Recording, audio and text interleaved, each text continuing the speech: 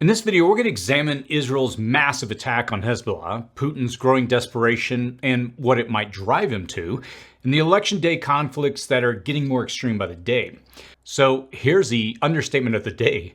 The next 3 months are going to be challenging for the world, and you need to know what's coming your way. We're also going to have another great giveaway in this video, so definitely hang around for that.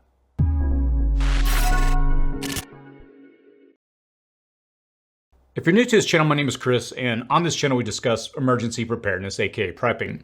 Ever so often, we break down the larger threats that we all see in the headlines and their potential impact on us, even if they're far away from us in another conflict zone, to really help you make informed decisions about how and what you're going to prepare wherever you are. Now, as you're going to see in this video, some of the threats, they're creeping dangerously close to home or reaching a potential boiling point somewhere overseas. Also, stick around until the end and we're going to give you some updates on projects that I've been working on lately at the new property that I'm building out for the channel to use as a training environment. Now, one quick housekeeping note.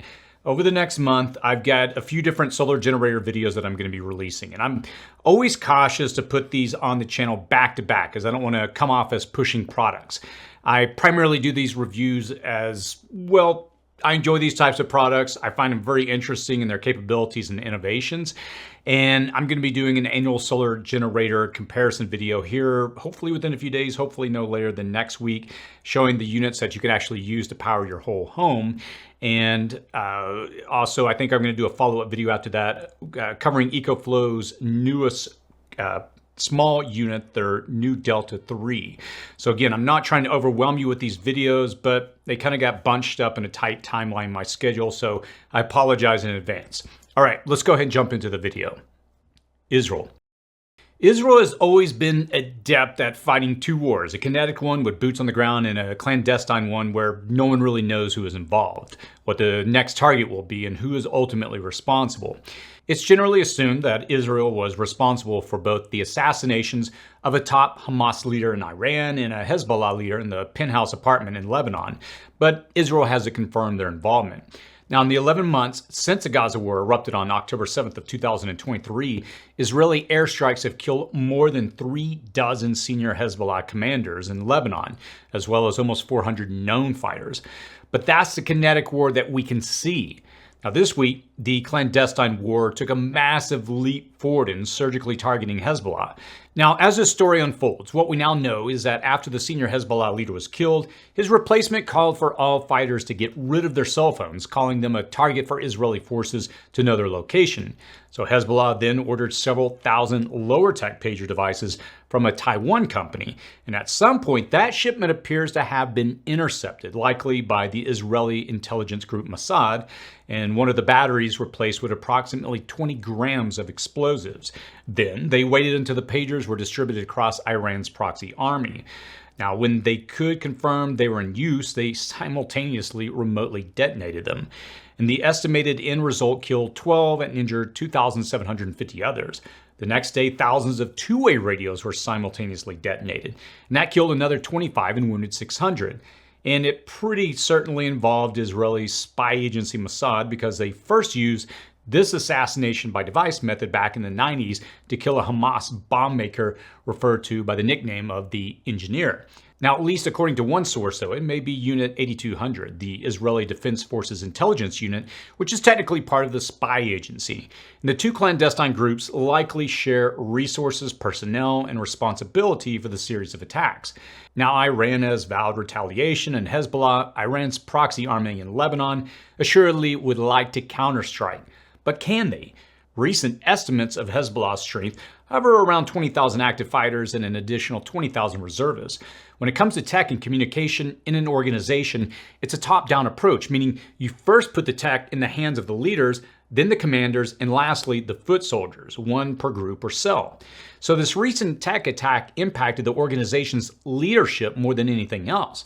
And with a dead and injured number of around 3,387, 17% of the upper echelon of Hezbollah has been taken out of the field.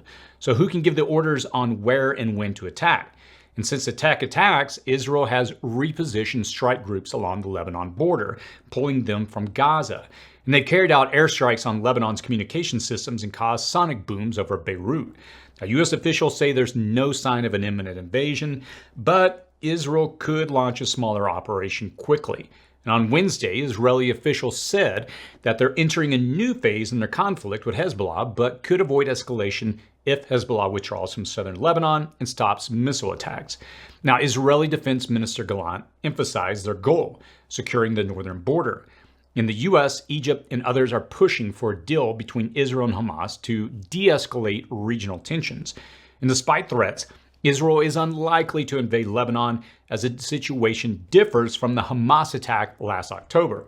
So, is Israel planning a full-scale invasion of Lebanon? We can't really say with any degree of certainty. The conditions are different between the Hamas attack last October and the cross-border altercations Hezbollah initiates on Israel. They would lose that remaining world support they do have, and their current strategy has been beyond successful. Now, I do expect a massive uptick in surgical strikes in Lebanon that will push the world's patience with this conflict even further into the red. What we're going to see is continued air and surgical strikes in Lebanon to degrade Hezbollah's operations further. And we may see Israel trying to get to the heart of the supply line to these proxy armies. And that may mean munitions, missiles, and even nuclear facilities in Iran could be taken out. That will, of course, frustrate Russia, which is becoming increasingly more reliant upon drones and munitions from Iran and North Korea to wage war in Ukraine. And Iran may also more directly engage in the conflict as its proxy armies are being neutralized. Now, obviously, what happens thousands of miles away from where we live, it's not going to have too much of an immediate impact on us in our personal lives unless there's the possibility our countries will join in a war, or there's a nuclear component, a terrorist component, or supply chains get significantly disrupted. And I don't see any of those four situations in this for most of the world. What I do see are nations struggling with populations protesting and potential civil unrest on college campuses and major urban locations as countries are forced to choose and support one side or the other. We are already seeing that with the war in Gaza. Israel will know that support for its right to defend itself in war efforts is beginning to wane and may disappear after the United States election. In the short term, Israel expects to ramp up its efforts before the end of this year. So what do you think? Will Israel invade Lebanon next? Let me know your thoughts on this in the comments section below. Thanks to Incogni for sponsoring this YouTube ad-free video. We live in a time where our information is increasingly becoming digital, which means your information is online somewhere. Whenever you share your personal information, you trust that the service, whether a website or the receptionist at your doctor's office, is going to protect your information. And once that information gets stored digitally, it's only a matter of time before it's exposed. How many times have you gotten a letter from a service that you use stating that they had been hacked? Now, your information is scattered to the wind. As I built my online presence on social media over the years, one day I decided to just Google my name. And I was very upset to see all the personal information that was easily accessible. Anyone could access it, and I didn't like that. I could see my home address, my email, my phone number, my wife and children's names, and other personal information, and I have no idea how it was collected. However, since using Incogni, they have stripped that information off the internet and worked around the clock to ensure that it doesn't get back online. As a result, I've seen a massive reduction in spam calls, letters, and emails. Incogni is risk-free for 30 days, allowing you to try it out with a full refund if you're not satisfied. Take your personal data back with Incogni. Use code PREPPING at the link below and get 60% off an annual plan. Ukraine and Russia. A little more concerning for me right now is Putin's desperation. Ukraine has made significant progress in its cross-border incursion into Russian territory. It has been trying to sweep both west and especially east from its strongholds in the Russia's Kursk region. The big hope is that they can push far enough east to cut off the Russian supply lines to the Donetsk-occupied territories and shift the battlefield there. In the meantime, having crossed the border and taken out Russian defenses in the area, they also put their strike forces, as we predicted, in range for drone attacks far into Russian territory. They have since attacked Russian infrastructure, military targets, munition depots, some buildings in Moscow, and refineries with great success. And now we're hearing that they are striking oil refineries and railway stations that will disrupt Russian networks between Mariupol, Donetsk, Kherson, and the Crimea before the winter. And these areas are going to suffer with significantly reduced access to critical winter fuel supplies. For example, earlier this month, Ukrainian drone strikes took out the main refinery in the Rostov Oblast. A surgical strike team and drones took out a Russian oil train in the Tokmak region of the occupied Zaporizhzhia. And the Russian occupation effort is going to suffer from a lack of munitions and supplies, leaving them vulnerable when the ground thaws in spring.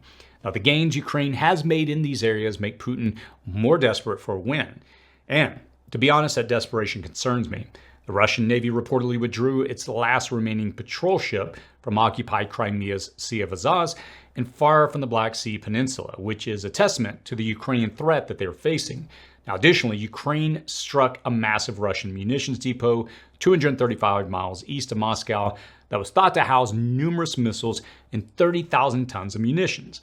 Now, allegedly, they used what is being called a flock of death, an estimated 100 explosive-laden drones that completely overwhelmed the bunker complex of the facility. And the blast was so large that it registered as an earthquake, and the mushroom cloud of smoke could be seen from space. And the 200 to 300 Russian servicemen thought to be at the base are presumed to have been killed in this attack. Now, the site was so far from the Ukrainian border into Russian territory that it was considered impenetrable. And it was also thought to be so fortified that it could withstand a nuclear attack. And neither of those seemed to be true. Since this was 500 kilometers north of Ukraine, it's even clear that Ukrainian drone armies are operating far into Russian territory and have extended their drone range far beyond the limits of the Ukrainian border. It's really a massive blow to Russia's war effort, another victory for Ukraine and a massive problem for Putin. So far, Putin has responded to Ukraine's cross-border assault by rallying troops from Chechnya, Syria, and possibly even North Korea. Putin has sought weapons and munitions from North Korea, Iran, and China. And North Korean munitions, they've proven to be unreliable. The challenge is that Iran is increasingly going to need its weapons to launch a counterstrike on Israel, and China denies supplying anything to Putin's war effort. India, which is not a fan of China, is now supplying Ukrainian forces with mortars and artillery ammunition. And this is interesting because India imports 60% of its arms from Russia. So it's likely Russia is supplying India, which is supplying Ukraine with the same munitions. Essentially, Russia is supplying Ukraine with munitions to use against itself through a circuitous route from India to Europe. Now, despite concerns raised by Russia, India appears to be taking a pragmatic approach, seeing arms sales as an opportunity to grow its defense sector while managing its relationship with both Russia and the West. India is playing both sides of the conflict. Also of note in this conflict is Russia's nuclear posturing. The more Russia is losing, the more they threaten nuclear retaliation. Now, I'm watching two significant events at this time. First, the head of Russia's nuclear testing site stated that the facility is ready to resume nuclear tests at any moment if ordered by Moscow, raising concerns about a potential new nuclear arms race. President Putin might consider nuclear tests to deter the West if Ukraine is allowed to use long-range missiles against Russia. Now, the second and more low-key alarming for me was the detection of a spike in cesium-137 along Norway's border with Russia. Cesium-137 is a radioactive isotope produced by the nuclear fission of uranium-235 and other fissionable isotopes in nuclear reactors and weapons. Now, this spike detected would indicate that Russia has gone ahead and pulled some of its nuclear program out of the dust and mothballs and may be resuming the building of a warhead, potentially to be tested and detonated in a remote area of the Arctic Ocean. Now, Russia last tested a nuclear device in 1990, and the remote site has seen more than 200 prior nuclear tests, including the detonation of the world's most powerful nuclear bomb ever in 1961. Now, on the other hand, Russia is having difficulty controlling, manning, and equipping its war effort. Russia needs fresh troops to sustain its efforts in the ongoing conflict with Ukraine, and these conscripts are not motivated and are poorly trained. And this desperation, enhanced by heavy infrastructure and munition losses, is going to force Putin into a corner. What will a desperate Putin do to demonstrate that he still controls a war in his part of the world? Build forces along the border with Norway, seize control of the Svalbard archipelago or Savaki Gap, detonate a nuclear warhead at his test site. We just don't know at this point, but it's a situation we will monitor with a high level of scrutiny. Any of those actions, they could potentially launch all countries into a kinetic world war. So what do you think? Is Putin desperate enough to detonate a nuclear warhead? What do you think he'll do next? Let us know your thoughts in the comments section below. Giveaway. This week's winner will receive an ultralight emergency sleeping bag with a hood. Now, to participate in the giveaway, all you have to do is simply comment on this video, give it a thumbs up, and complete the giveaway form linked in the description section below. This information, it's only going to be accessible to our team, and what we'll do is we'll use a random selection tool. We'll choose a winner from the entrants and then reach out to you via email that you provide on the submitted form. So congratulations to our last giveaway winner for a set of long-range two-way radios, Vivian Tanusha. We're going to get that sent right away to you. U.S. elections. Finally, a little closer to home and more likely to impact you directly are the elections in November. We're heading into an election season that's already fraught with distrust and deep-seated animosities, and it's only getting worse by the day. Both Democrats and Republicans have launched legal armies ahead of the election to contest or defend the results, whatever they may be. And all this is happening along with 2 failed assassination attempts. And to say this election cycle will be challenging, I think it would be an understatement of understatements. Pockets of civil unrest, potentially even more violence, are more probable by the day. So that does concern me, of course, as it should you. What really concerns me, though, is something many are not factoring in. It's highly likely in this election cycle that our adversaries, recognizing how divided we are and how volatile things have gotten, are going to seize upon this opportunity to attack us on election day or the days after. And I'm not talking about a ground war, but a clandestine operation that might result in some high-profile spark to initiate conflicts within our country. And these countries that would harm us, they could deflect blame because we are so politically divided. Each side of the political spectrum would finger point and blame the other for the attack and disbelieve any evidence, even evidence that proves direct ties to China, Russia, Iran, or North Korea. And if not a physical attack, a cyber attack by one of these hostile countries could cause widespread panic or raise concerns about the election legitimacy or security. The Department of Homeland Security has issued several warnings about this, as has the Cybersecurity and Infrastructure Security Agency, or the CISA. And the Department of Homeland Security designated the January 6th vote count as a national special security event, putting it on par with Inauguration Day, the State of the Union address, and the Super Bowl. And according to the Secret Service, the designation will unlock federal, state, and local resources to be used in its security plan. The FBI is currently investigating 15 packages sent to election officials, and states are beginning to beef up their security. Georgia is installing panic buttons and sheriff deputies at polling stations. Congress is also determined not to get caught up with another January 6th. The certifying of electoral votes at the Capitol will come with significantly increased security this time. There are quite a few red flags from quite a few agencies at both the state and federal levels that should cause significant concern no matter where you live. Just as all these state and federal agencies prepare, you should as well. I would encourage you to carry some concern about your polling location when you go there. Be prepared for potential conflicts in your city or region, ranging from civil discord to infrastructure failures. So what do you think? Is your area safe from the potential of election day conflict? Let me know your thoughts in the comments section below. If there were ever a time that I would think you might want to lock down or at least give strong consideration to hunkering down for potentially longer than a week, it could be this time we're currently approaching. And I don't know what will come of this election cycle, how divided it may become, what conflicts may arise, but I do know it is all something that you should be preparing for. And I would encourage you to make sure food and water that you have on hand can sustain you for at least 3 weeks. Plan for potential communications, internet, electricity, water, and other infrastructure disruptions. And unfortunately, I have to say this, you need to plan for the potential of civil unrest. And I don't like to leave you with just a bunch of doom and gloom without solutions and hope. At the end of this video and in the comments and description section below, we're going to link to 2 videos that are going to help you make these preparations. And let me shift gears here just for a moment. And from the heavy and dark threats that we face and go to a more personal, lighter note about what I'm doing for the long term to get ready here at City Prepping. As you know, I mentioned a few weeks ago that I purchased property, and what I'm currently doing is converting it into a learning space where I can create content to help you on your own preparedness journey. At the property, over the last several weeks, I've been doing a few things. First, I had a contractor come in and grade the front yard, and we're getting it ready for rain season. And the problem is that the house, there's 2 houses, one at the bottom of the hill, unfortunately, has a cracked foundation because water had been running down the hill. They didn't properly grade the hill.